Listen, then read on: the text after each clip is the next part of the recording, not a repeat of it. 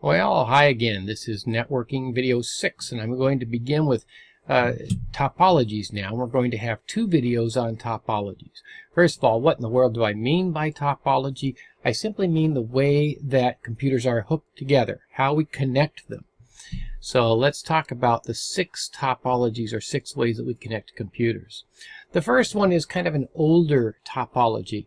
We call this the bus topology because it kind of looks like a bus. Right? Here's a big old bus going down the road. What this actually is, and we don't use this as much anymore, although it's still around occasionally, is we would just run a cable like this.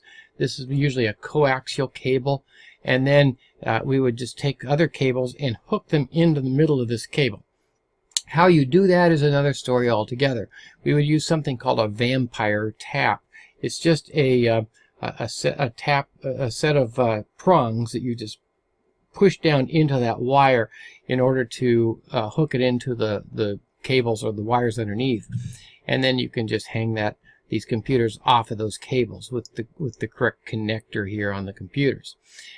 So that's the bus topology. Again, this is kind of an outdated topology, but it still shows up once in a while. Now here's a more current type of topology. This is actually the most common one you see today. We'll have some central device. It could be a hub, it could be a switch, but some central device, and then computers hanging off of that central device. One connection here for each computer hanging off of that device. This is the third topology, and we call this the ring topology. You notice that I have to have 2 connectors here on this computer, one that I can take off to this computer and one that I can take off to this computer. So each computer is connected to 2 others, one on each side of it, until we form sort of a ring that data can travel around on that network. This is what we call a mesh topology, and in this case this is a full mesh. And by full mesh we mean that every PC here, every computer, every device is connected to every other device on the network. So you can see here that this computer has 4 different connections. There are 5 computers total in here, and every one of these is connected to every other one. The nice thing about this is redundancy. Say that this PC here is trying to talk to this PC over here. Well, it could go straight here, but if this connection is down, it could go like this. Or it could go here, and then here, and then here. Or here, down here, and then up here. Or up here, and then down here, and then over here, and then up here, and then down there. It has just any number of ways that it can talk here. So if you lose connections, you still have ways to talk. That's called a full mesh, where every device is connected to every other device. This is a partial mesh.